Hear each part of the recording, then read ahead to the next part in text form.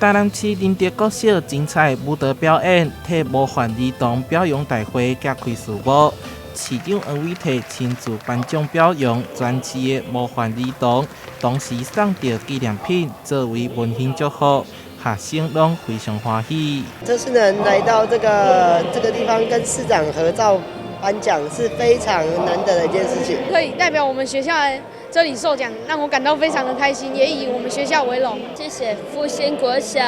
我很开心。他一直都是还蛮稳定的，而且他非常的喜欢学习，然后因为就是在大家陪伴之下，他跟同学的相处也都很好，所以说我觉得他真的是一个很幸运的小孩。不管是家长也是老师，嘛拢予学生上大的肯定。今年台南市有368名模范儿童，其中有5位得到台南市总统教育奖，以及1位得到全国总统教育奖的学生，相当不简单。我想从这些同学，无论是他非常优异，或者是在逆境当中，那么持续的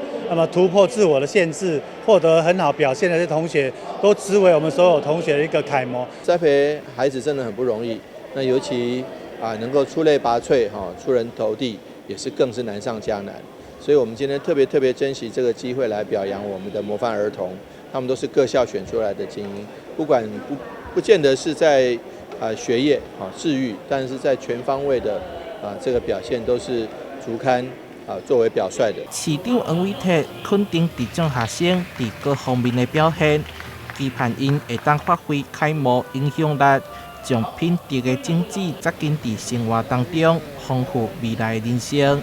台南新闻社采访报道。